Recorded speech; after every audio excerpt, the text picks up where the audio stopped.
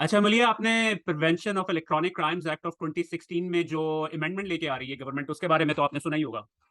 हम्म। आज specifically the nation के अंदर एक खबर आई है जिसमें उन्होंने मेंशन किया है कि इसमें स्पेशली जो है ना सोशल मीडिया को टारगेट किया जा रहा है और उसके अंदर एक नए लॉ को इंट्रोड्यूस करवाने जा रहे हैं, ई सेफ्टी लॉ के नाम से। हम्म। ठीक है। अच्छा, बिल्कुल। मैं थोड़ा सा व्यूवर्स को ना बैकग्राउंड देना चाह रहा था कि जैसे ही शहबाज शरीफ गवर्नमेंट में आए हैं पिछले साल, तो जो उन्होंने पहले कामों में से ये एक काम ये किया था कि उन्होंने इस अमेंडमेंट के लिए एक कमेटी तरतीब दी थी और उन्होंने कहा था कि ये जो स्पेशली सोशल मीडिया जो है ना, इसको हम किस तरह टैकल करें। राइट। तो उस हम्म। कमेटी ने इसके ऊपर पूरा एक साल काम किया है and now they are ready to tell us, I mean give us the introduce करवाने लगे हैं ये लॉ। अब मुझे इस लॉ की जो एग्जैक्ट कॉपी है वो तो मुझे मिली नहीं, लेकिन मैंने फिर भी जो है ना इंटरनेट से न्यूज़ वेबसाइट्स के थ्रू काफी सारा कंटेंट जमा किया है, तो I wanted to discuss that.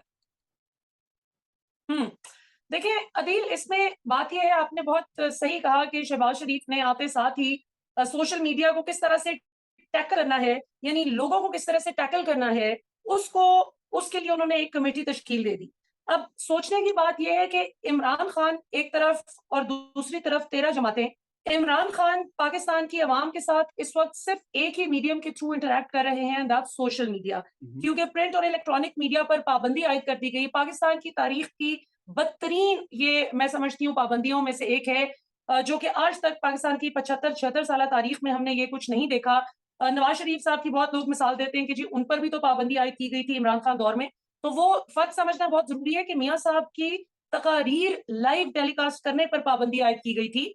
मियाँ साहब को डिस्कस करने पे, उनका नाम लेने पे, उनका चेहरा दिखाने पे, या उनका कोई माजी का कोई सभी क्लिप दिखाकर उस रेफरेंस से बात करने पर कतन कोई पाबंदी आयद नहीं की गई थी, which is not the case here. अभी ये केस है कि आप इमरान खान का नाम ना लें, उनका चेहरा ना दिखाएं, उनका क्लिप ना चलाएं।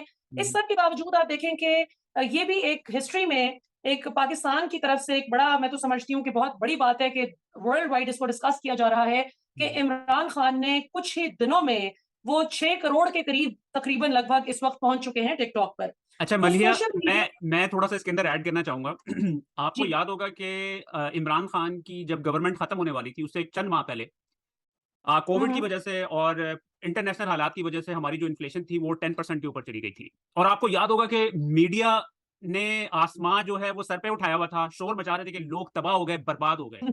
राइट, आपको याद होंगी ये चीजें, राइट। और फिर बिल्कुल। ऑब्वियसली इमरान खान आके एक्सप्लेनेशन देते थे कि ये स्पेसिफिक वजूहात हैं जिसकी वजह से गई है, लेकिन फिर उसके बावजूद भी हमारी जो इकॉनमी है वो 6% के ऊपर इंक्रीज कर रही है, राइट। अच्छा, तो बिल्कुल। अब जैसे ही इमरान खान की गवर्नमेंट खत्म हुई है, उसके बाद आपको पता है मुल्क की हालात क्या थे। यानी कि जो हमारी इन्फ्लेशन है वो 30% को भी क्रॉस कर चुकी है। हम्म। लेकिन बिल्कुल। कोई कोई मीडिया में, मेन स्ट्रीम मीडिया के अंदर कोई इसके ऊपर बात नहीं कर रहा है, राइट। तो मेरे ख्याल में जो स्पेसिफिक वजह थी ना, यानी कि वो Shahbaz Sharif is a very smart guy, वो आते ही उन्होंने ये चीज भांप ली थी कि यार मेन स्ट्रीम मीडिया को तो हमने कंट्रोल कर लिया है, राइट। वो आपको चीजें नजर भी आ रही है, जिस तरह इमरान खान का आपने जैसे मेंशन किया कि उनका नाम भी नहीं लिया जा सकता है, राइट। वैसे मैं मजे की बात सुनाऊं, अभी राना सनाउल्लाह से 2-3 दिन पहले किसी ने पूछा कि ये इमरान खान के, कहते कि इमरान खान, मुझे तो कोई पता नहीं इसके बारे में बात।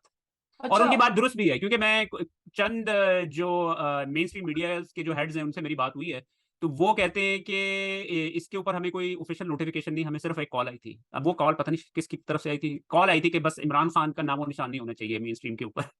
राइट। हम्म। लेकिन अब उन्हें जो डर लगा हुआ है ना, वो जो आपने मेंशन किया है, इमरान खान का जो टिकटॉक है, इट्स माइंड बॉगलिंग जो आपको वहां पे नंबर्स नजर आ रहे हैं, राइट। अब ये मैं आपको एब्सोल्युटली। एग्जांपल दिखाता हूँ। ये ऑब्वियसली एक तो उनके 6.1 मिलियन, मेरे ख्याल में ये रिकॉर्ड नंबर होंगे मेरे ख्याल में किसी भी तो इज क्रॉस सेलिब्रिटी के। 60। बिल्कुल सही, 60 लाख क्रॉस कर लिया। 6.1 मिलियन। और अब ये देखिए, ये वाली जो वीडियो है इन्होंने ये सुबह ही आज अपलोड की और इसको 10.7 मिलियन क्रॉस कर चुके हैं, राइट। और आपको पता है कि टिकटॉक की सूरत हाल ये है कि पाकिस्तान में सबसे ज्यादा यूज किए जाने वाला मीडियम है ये, यानी कि कोई इसके ऊपर नहीं बात बिल्कुल। करता है। उसकी मेन वजह, टू बी ऑनेस्ट, मैंने भी कभी आज तक टिकटॉक इतना ज्यादा यूज नहीं किया था, लेकिन मैं जब से इमरान खान आया ना, मुझे भी थोड़ी सी इसके ऊपर मोटिवेशन हुई कि मैंने कहा जाके चेक तो करूं कि यार यहाँ पे हो क्या रहा है, कि like there has to be something special, right. ये अदील, ये पाकिस्तान में बहुत से ऐसे लोग हैं, कॉर्पोरेट सेक्टर में, डेवलपमेंट सेक्टर में बहुत से ऐसे लोगों को जानती हूँ, जो हमेशा टिकटॉक का मजाक उड़ाया करते थे और आज वो खुद सिर्फ इसलिए टिकटॉक इंस्टॉल कर रहे हैं, डाउनलोड कर रहे हैं कि इमरान खान टिकटॉक पे आ गए हैं।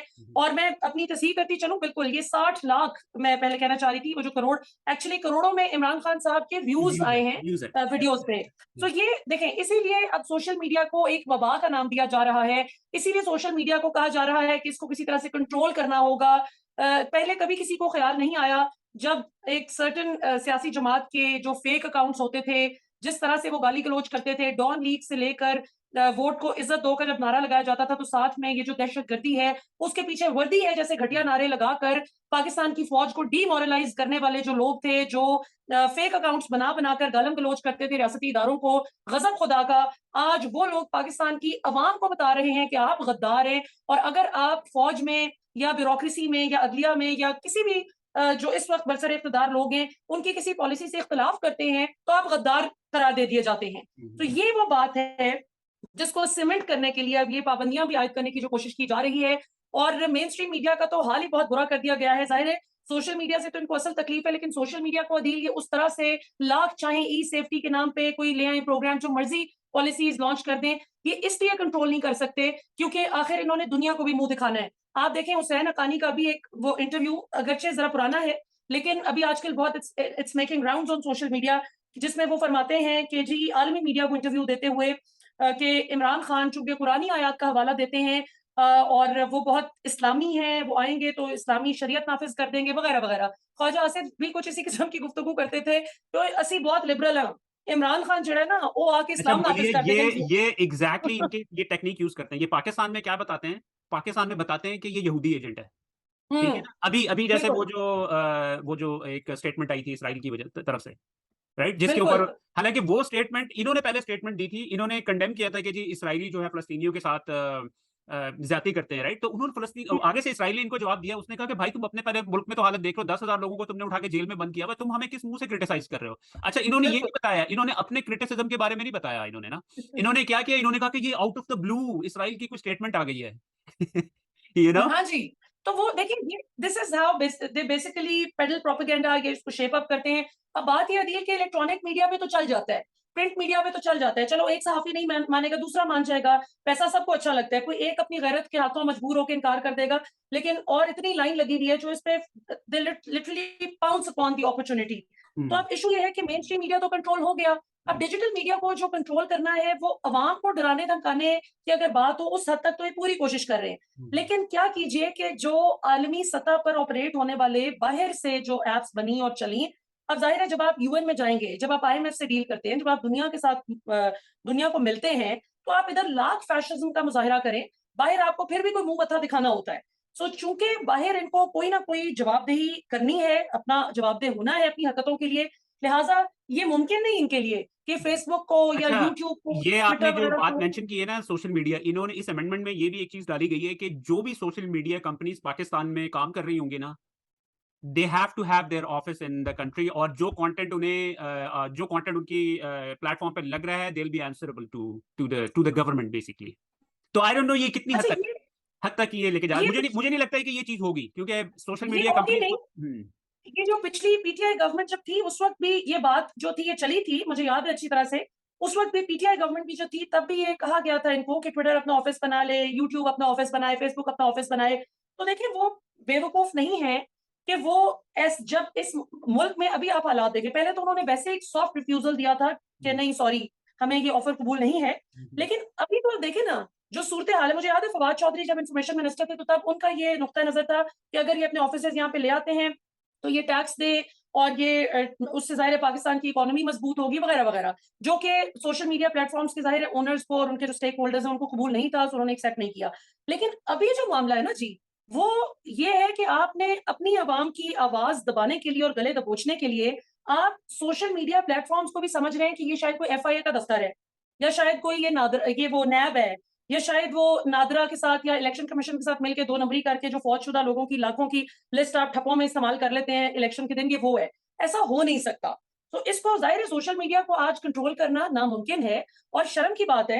हाँ, आप रेगुलेट करना तो कह सकते हैं कि जी हम रेगुलेट करेंगे कि कोई भी गालम गलोच वाले अल्फाज ना इस्तेमाल किए जाएं, या पॉर्न जो है वो ना आए, या ऐसी कोई भी गैर अखलाकी बात या वीडियो या इमेज ना हो जिससे बच्चों की जो है वो ज़हन साज़ी मुतासिर हो, ये तो बात समझ आती है। लेकिन ये कहना कि अब आप ये नहीं कह सकते कि जी हम इमरान खान को सपोर्ट करते हैं, दुनिया की नज़र में तो ये भोंडे तरीन मज़ाक है। तो पाकिस्तानी अवाम को अदील अब बड़ी जुर्रत मिल गई है, मैं आपको बताऊँ। और साथ-साथ ये भी कि जिस तरह सियासत डॉट पीके को जितनी बदतरीन अंदाज़ में बंद करने की, कर्ब करने की कोशिश की गई, जिस तरह से रोकने की कोशिश की गई कि किसी तरह सियासत डॉट पीके जो है उसका भी गला दबोचा जा सके। क्यों? क्योंकि वो मेन स्ट्रीम मीडिया के चैनल्स की अक्सरियत की तरह वही पपेट बन के वो गुफ्तगू नहीं कर रहा, जिस तरह से यानी जो कुछ अभी जारी है। सो मैं आपको भी शाबाश देना चाहूँगी कि आप पाकिस्तानी अवाम की आवाज़ हैं। ये बहुत ही घटिया किस्म का प्रोपेगेंडा है जो मैं अभी आपके इस प्रोग्राम के तवज्जुद से डिस्पेल करना चाहूँगी in the strongest possible words, कि जो कह दिया जाता है कि ओह जी वो जो अदील है, वो जो बैठा हुआ है ना बाहर, ओह जी जो सियासत डॉट पीके है, वो तो जी गद्दार है, वो तो जी रियासत के खिलाफ है। शर्म आनी चाहिए। सबसे ज़्यादा प्रो मिलिट्री, प्रो पाकिस्तानी फ़ौज, प्रो पाकिस्तान पोस्ट अगर किसी डिजिटल मीडिया प्लेटफ़ॉर्म पे आई है, तो वो सियासत डॉट पीके है। और मौजूदा हुकूमत सिर्फ़ इसलिए इसको पेंट करने की कोशिश कर रही है इस लाइट में जो मैंने बताया, ताकि किसी तरह आपको हैरेस करके कर्ब किया जा सके। हुँ। अच्छा मलिए मुझे जो है ना थोड़ा-सा खौफ़ इसलिए है क्योंकि आपको भी नज़र आ रहा होगा कि ये जो है ना बहुत ज़्यादा पैनिक्ड है इस वक़्त ना गवर्नमेंट। क्योंकि इन्होंने जो मर्ज़ कुछ भी करके देख लिया है। इन्होंने हुँ, इमरान खान का नाम बंद कर दिया है। तो वो अब आपने टिकटॉक की आपने देख लिया कि वहाँ पे क्या सिचुएशन हुई हुई है। मिलियंस में इन यानी कि मेन स्ट्रीम मीडिया को तो अब कोई देख ही हुँ, नहीं रहा है ना, राइट? जहाँ पे इमरान बिल्कुल। खान होता है वो लोग वहीं पे पहुँच जाते हैं। तो मुझे अब डर ये है कि ये इस तरह की ये जो अमेंडमेंट्स लेके आ रहे हैं ना, तो ये स्पेसिफिक जो है ना इंडिविजुअल्स को टारगेट करेंगे। अब जैसे अब हुँ, ये जो इंसिडेंट हुआ था, उसके अंदर 10,000 लोगों को इन्होंने बंद किया हुआ है। अब 10,000 लोगों ने बंदों ने आग लगाई है, उसका सबूत क्या है? अब वहाँ पर होता ये है कि कोई बंदा जेल से छुटता है जिसको इन्होंने अंदर रखना होता है, यानी कि पाकिस्तान में वैसे तो है ही ना जंगल का कानून, राइट? यानी कि यहाँ पर तो बिल्कुल। लॉज़ को मिसयूज़ करने अच्छा, की हिस्ट्री है, राइट? आप आप ये देखें कि जो अभी May 9 इंसिडेंट की बात की जाती है, इसमें तो हम सब ने मैंने भी अपने टीवी प्रोग्राम में कहा, सबने ये बात की कि जी हम बिल्कुल कंडेम करते हैं। भले वो फौजी तनसीबात हो, भले वो कोई सिविलियन बिल्डिंग हो, पाकिस्तान का कोई पौधा भी नहीं टूटना चाहिए। It's as simple as that. हुँ, लेकिन सवाल ये पैदा होता है कि उसकी फिर इंक्वायरी कौन करेगा कि कौन इसके लिए रिस्पॉन्सिबल है? अब कल जो फरीद बलोच जज साहब जो हैं, उनकी जो फैसला आया है, वो इतना लैंडमार्क डिसीजन है, specially keeping in view the kind of circumstances under which this landmark decision has come, कि जिसमें वो सीधी बात करते हैं कि कोई एविडेंस ही नहीं है कि इमरान खान का कोई लिंक साबित किया जा सके कि वो इसके लिए रिस्पॉन्सिबल है। आप मुझे बताएं, एक बंदे को अदालत के अंदर, मतलब ये भी एक बहुत बड़ा सवाल है कि क्या इस्लामाबाद हाई कोर्ट रियासती बिल्डिंग नहीं है? उसको तोड़-फोड़ के जिस तरह से इमरान खान को घसीट कर गिरफ्तार करके ले जाया गया, जिसको सुप्रीम कोर्ट ने कहा कि ये गैर कानूनी गिरफ्तारी है, और उसके बाद जिस तरह से इमरान खान ज़ेर हिरासत थे और बाहर से जो-जो कुछ भी होता रहा, उसमें ये कहाँ से आ गया कि इमरान खान ने कहा था? और फिर जिस तरह से मैं समझती हूँ अदील ख़वातीन के साथ जो बदतमीज़ी और बदसलूकी पिछले इस सवा साल में कर दी गई। मतलब आप मुझे बताएँ कि उस्मान डार की बुज़ुर्ग वालिदा, क्या कसूर है जी उनका? खुदा न खास्ता, मतलब इस तरह से तो फिर किसी भी पॉलिटिशियन की वालदा सेफ नहीं है। तो इस चीज़ को कंडेम करने की ज़रूरत है, और मैं आपके इस चैनल और प्रोग्राम के तवज्जुद से हुकूमत वक़्त को ये पैगाम देना चाहती हूँ कि ये आप इस गलतफ़हमी में मत रहें कि आप कल को इलेक्शन आएगा तो आप अपनी कैंपेन में तकरीरें झाड़ेंगे कि जी वो तो एस्टैब्लिशमेंट ने कीता सी सानू की पता, और हाथ झाड़ के फारिग हो जाएँगे। अवाम आपको कटहरे में लाएगी, अवाम आपसे सवाल पूछेगी। तो ये सोशल मीडिया को दबाने की कोशिश करना या अवाम पे जो तशद्दुद है, ये सब इंतहाई कंडेमेबल है, और ये इंशाल्लाह देखेंगे कि बैकफायर करेगा। मलिहा कानून का तो पाकिस्तान में इस वक़्त मज़ाक बना हुआ है ना। अभी जियो न्यूज़ के ऊपर ब्रेकिंग न्यूज़ चल रही है कि जी आसिफ ज़रदारी और शहबाज शरीफ राज़ी हो गए हैं कि इसहाक डार को निगरान वज़ीर-ए-आज़म बनाने के लिए। उफ़ अल्लाह! तो तो ये भी पाकिस्तान की यानी कि ये निगरान वज़ीर-ए-आज़म बनाने की क्या ज़रूरत है? फिर इसी गवर्नमेंट को ही आप ये निगरान डिक्लेयर कर दें एग्ज़ैक्टली आप। That's exactly what I tweeted a while ago कि फिर what is the need of letting this government गो?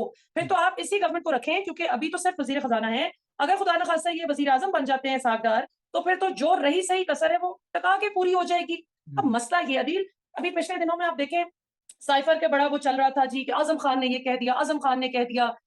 इसहाक डार की 164 के तहत, सेक्शन 164 के तहत बाकायदा इनकी स्टेटमेंट ऑन रिकॉर्ड मौजूद है, कन्फेशन स्टेटमेंट, जिसमें जनाब फरमाते हैं कि मैं शरीफ खानदान के लिए मनी लॉन्ड्रिंग करता रहा हूँ। और उदैबिया पेपर मिल्स केस था वो, जिसको काजी फाइज ईसा साहब ने बैक इन द डे सिर्फ इसलिए बंद कर दिया था, शट इट डाउन, क्योंकि वो टाइम बार्ड था।